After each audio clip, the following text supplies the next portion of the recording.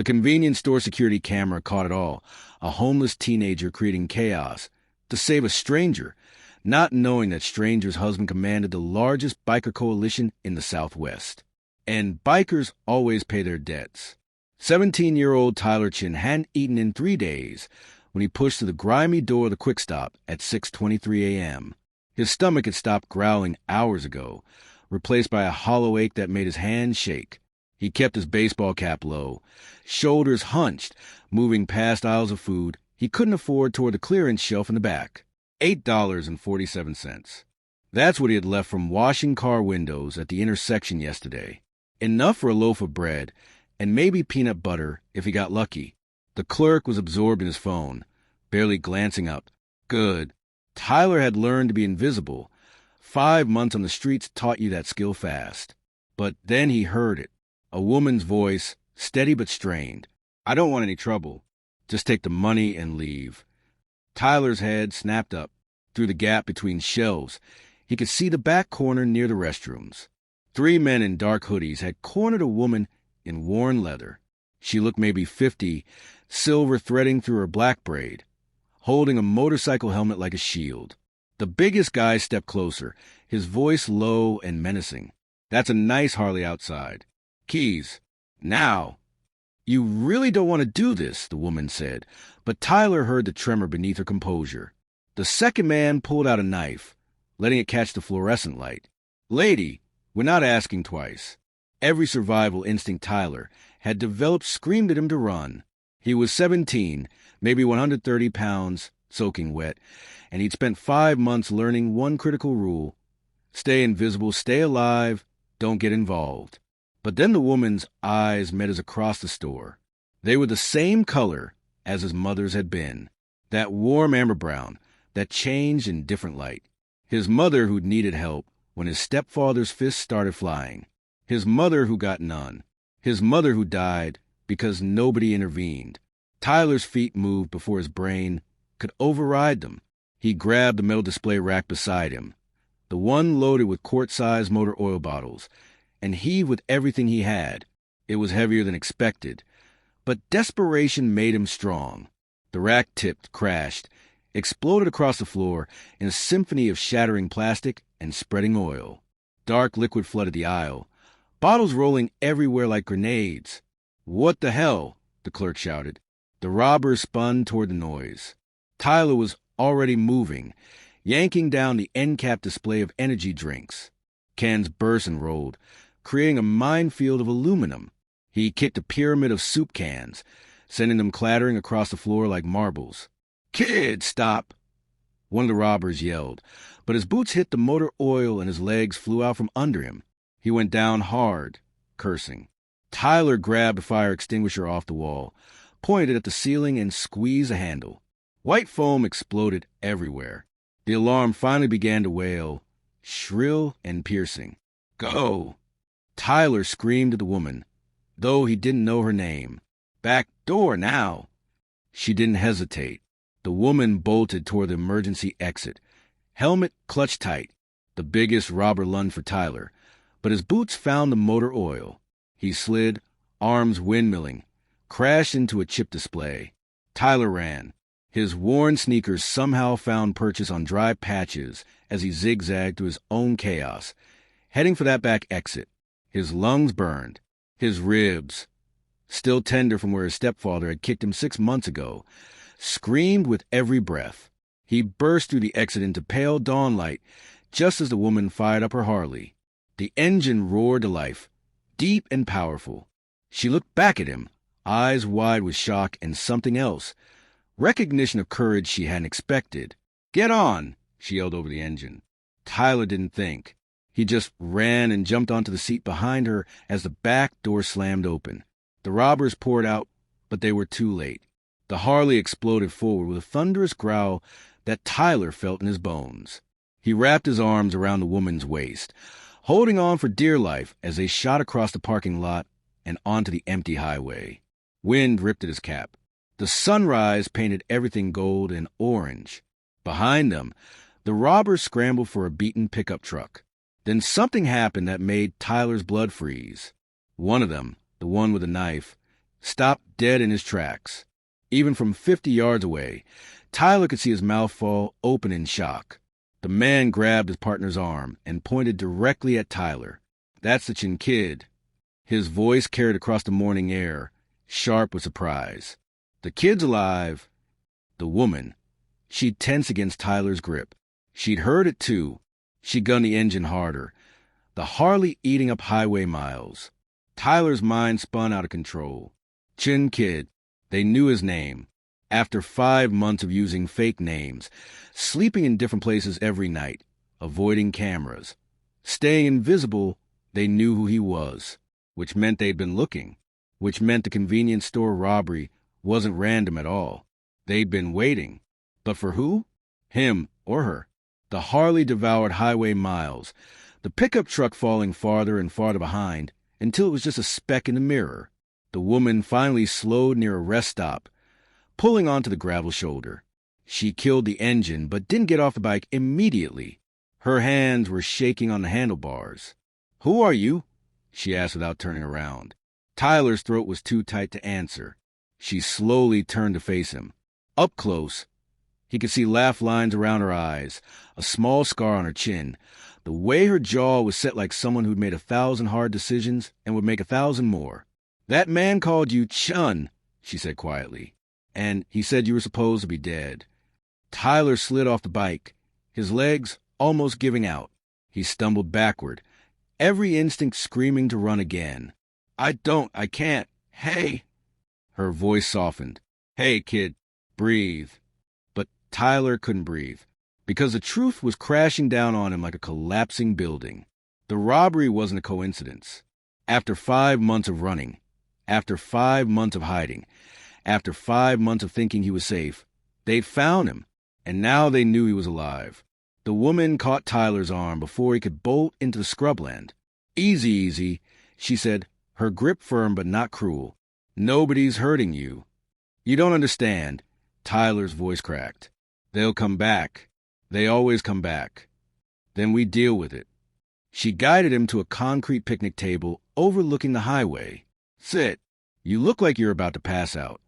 Tyler sat because his legs gave him no choice. His whole body was shaking now, adrenaline draining away and leaving him hollow.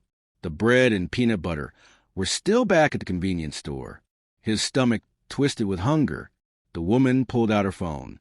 "I'm calling my husband." "No." Tyler lunged the phone, but she held out of reach. "No police. Please, you can't call the police." "Marcus isn't police," she said, already dialing. "He's going to want to thank the kid who just saved my life." It wasn't. Tyler stood up again, calculating distances. The highway, the desert. How far could he run before? Sit down before you hurt yourself worse. The woman's eyes dropped to his ribs, and Tyler realized his shirt had ridden up, exposing the mottled purple-yellow bruise that wrapped around his left side. He yanked the fabric down, but it was too late. The woman's expression shifted from concern to something harder, angrier, but not at him. "Marcus," she said into the phone, her voice steady. "I'm fine. I'm at mile marker 63, East Rest Stop, but I need you here. Now." She paused. "Because I just met someone very brave and very scared, and I think he needs help." Tyler backed away. "I'm leaving." "You could," she agreed, pocketing her phone. "But those men in the truck are probably circling back right now, checking every side road between here and Phoenix. On foot, you'd be an easy target." She was right. Tyler hated that she was right. "Why did they know your name?" she asked quietly. Tyler's jaw clenched. "I don't know. You're a terrible liar." "I'm an excellent liar." The words came out bitter. "I've been lying for 5 months straight." Something in the woman's face softened. 5 months on the road at 17. "Kid, that's not lying. That's surviving." The rumble of motorcycles cut to the morning air before Tyler could respond. His head whipped toward the sound. Deep, thunderous, getting closer. Lots of them. Panic clawed up his throat. "You said your husband. You didn't say—" "The Desert Riders," the woman finished. "It's our club." 8 Harleys roared into the rest stop, chrome and leather, and engine noise that vibrated in Tyler's chest. The riders were big, all of them, covered in patches and tattoos. The kind of men Tyler had learned to avoid in every city, every truck stop, every dark alley. The lead rider cut his engine and swung off his bike. He was massive, easily 6'4", with a graying beard and arms like tree trunks. His leather vest read Marcus over the heart and President on the back. Tyler flinched backward, stumbling over the picnic table bench. Marcus stopped immediately, holding up both hands. "Whoa, son, nobody's going to hurt you. That's what they always say," Tyler whispered. Marcus glanced at the woman, who gave him a small nod. Then, in a movement that seemed impossible for a man his size, Marcus slowly lowered himself to one knee, so he was at level with Tyler. "My wife says you saved her life," Marcus said, his voice surprisingly gentle. "That true?"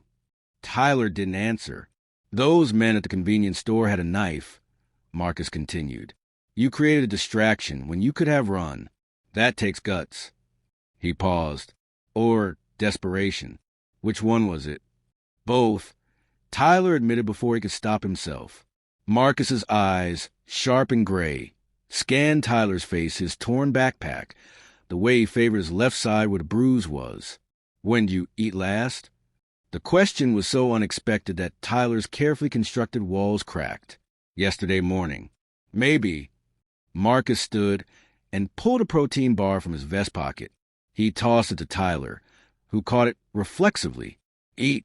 Then we're going to talk about why 3 robbers knew your name and thought you should be dead." "I can't." "You're not going to cops," Marcus said firmly. "And you're not going back to whoever gave you those bruises. But you're going to eat. And you're going to tell us why men with knives think you should be dead."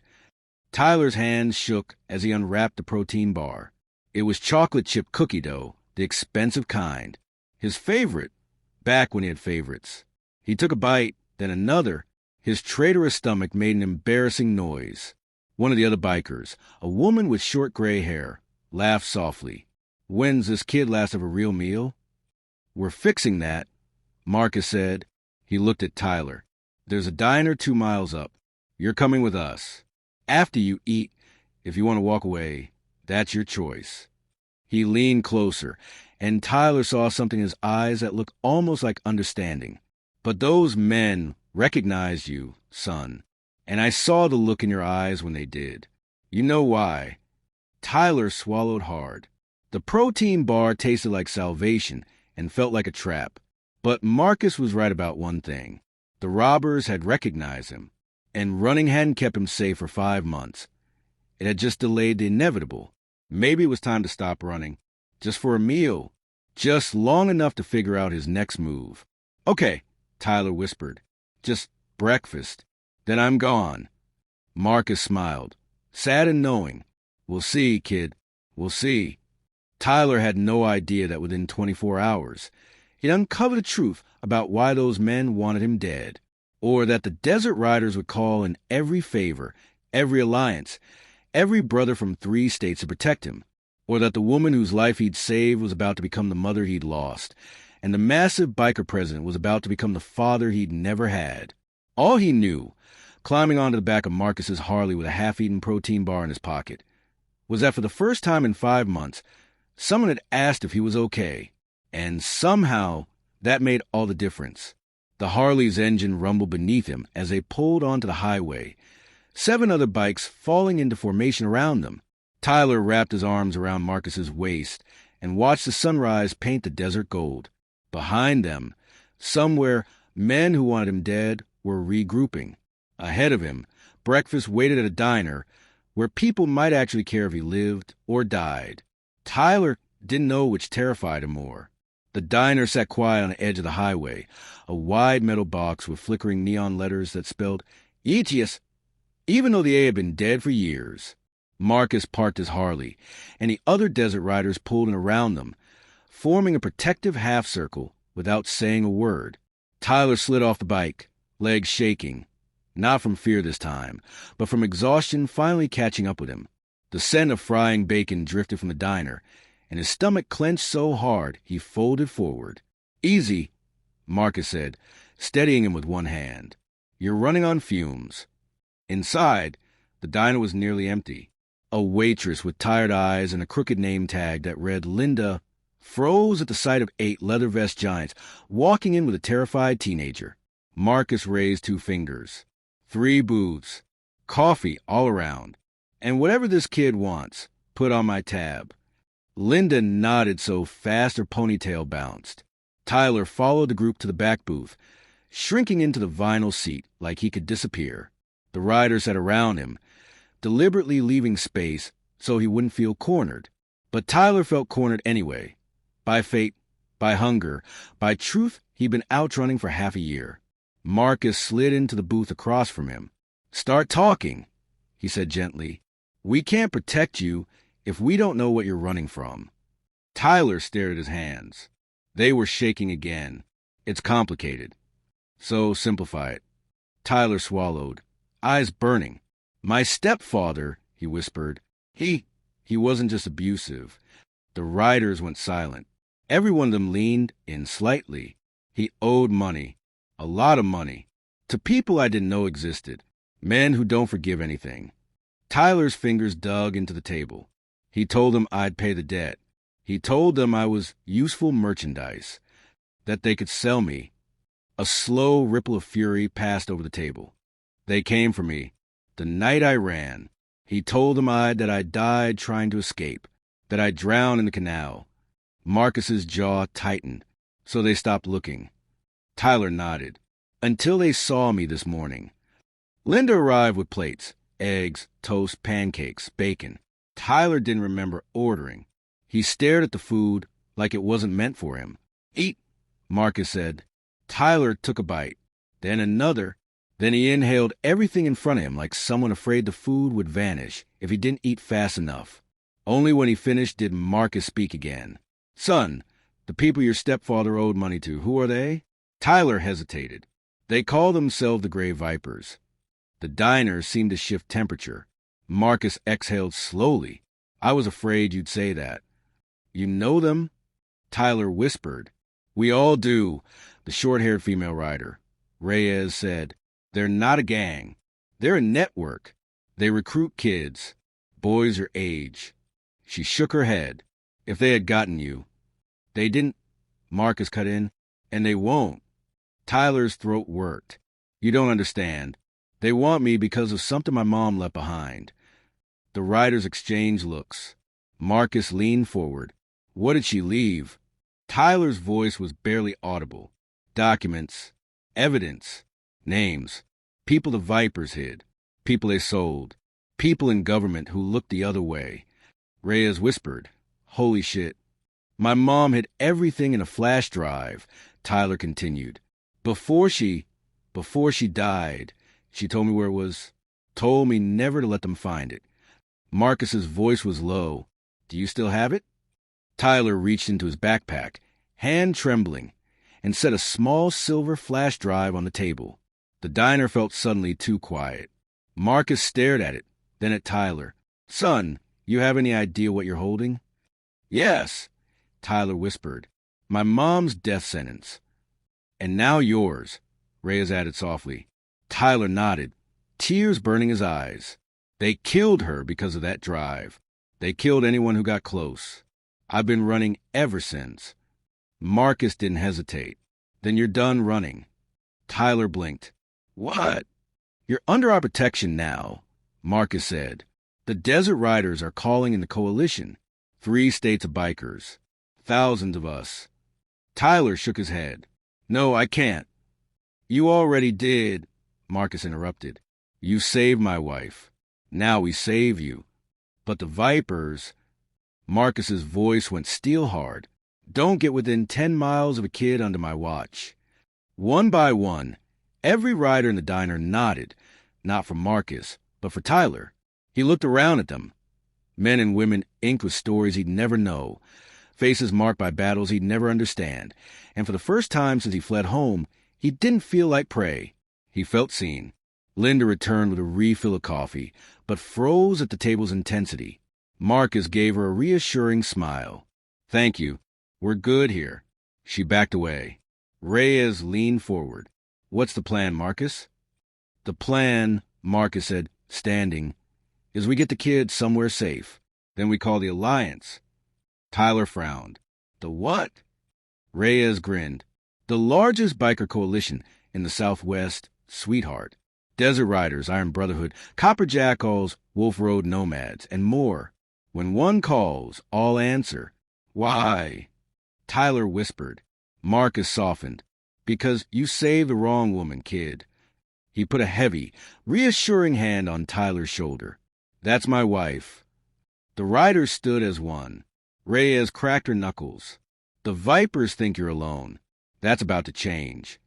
Tyler's chest tightened, not with fear, but with something unfamiliar. Hope. Marcus squeezed his shoulder gently.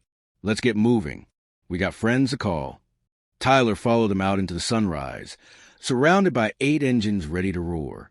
For the first time in months, he wasn't running.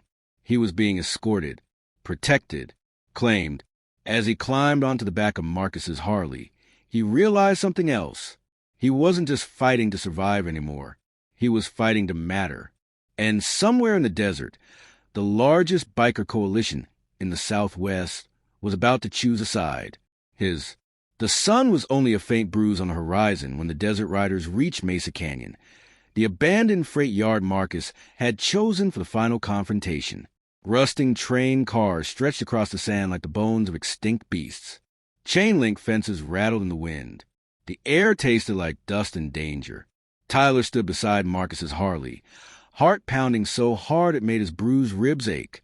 Beside him, Marcus adjusted his gloves, eyes narrowed at the distant rumble of engines. They're coming, Reyes said, hand resting casually on her holstered revolver. Not fear, not panic, preparation. Marcus turned to Tyler. Last chance to walk away. Tyler shook his head. No, I'm done running. Marcus grinned, proud, fierce. Good. Stay behind me. The ground began to tremble. Then they appeared. 20 bikes rolled into the freight yard, engines snarling like wolves. The gray Vipers dismounted in a synchronized line, every one of them armed. Their leader, Cash in black, sharp suit over a bulletproof vest, snake tattoo curling around his throat, stepped forward. Marcus Kane, Cashin drawled. You've picked up something that belongs to us. Marcus stepped in front of Tyler, posture relaxed but coiled with power. Kid doesn't belong to you. Cashin's smile was cold. He holds something that belongs to us. Reyes muttered, Here we go. Cashin snapped his fingers. A second line of engines echoed across the canyon. Marcus didn't flinch, because he'd been waiting for this. One by one, hundreds of bikers crested the canyon ridge like a rising tide of chrome and thunder. Patches from Iron Brotherhood, Wolf Road Nomads, Sons of the Sun, Copper Jackals, Desert Saints, Night Ward Eagles, clubs united that had never stood together before. Tyler's breath hitched. Marcus's voice carried across the freight yard like a war drum. You came for one kid, he said. We came for all of them, and we're done hiding what you've done. Cashin's smirk faltered. Marcus nodded once. Tyler stepped forward. Hand shaking, he held up the small silver flash drive, his mother's legacy. This, Tyler said, voice cracking but loud, has every name you sold, every kid you took, every politician who paid you to keep quiet. My mom saved them all, and she died for it. Cashin barked out a laugh. And you think anyone will believe a homeless runaway protected by bikers? No, Tyler said softly. I think they'll believe the entire Southwest. Marcus raised his hand. Hundreds of phones lifted, recording, streaming, gathering evidence, witnessing everything. Cashin's expression shifted from amusement to calculation to fear. You don't get to disappear people anymore, Tyler said. You don't get to own anyone anymore. Marcus stepped forward, blocking Cashin's path. Walk away, he said, or we end this today. Cashin tilted his head. You wouldn't risk the kid's life. Marcus smiled without humor. He's not the one at risk. The Vipers reached for weapons. Too slow. The roar of engines drowned everything as the biker coalition surged forward, enclosing the Vipers in a circle of metal and fury. Reyes fired one warning shot into the air. "This is your only out," she said. "Drop your weapons." All of them. One by one, the Vipers complied, even Cashin, because no man, no gang, no criminal organization could stand against 5 states of bikers unified. 1 year later, reporters gather as Tyler's voice, steady now, echoes. My mom believed the truth could save lives. Today it did. The flash drive had sparked investigations across 3 states. Arrests, rescue operations, government hearings, lives reclaimed. Marcus places a biker vest on Tyler's shoulders. Black leather, clean stitching, no patches yet. "You earned this," Marcus says quietly. "Not because you're a fighter, but because you never gave up." Tyler wipes his eyes. "I didn't get here alone. No one ever does." The crowd applauds.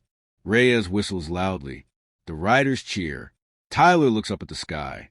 For the first time since his mother died, he feels like she can actually see him. Safe. Protected. Home.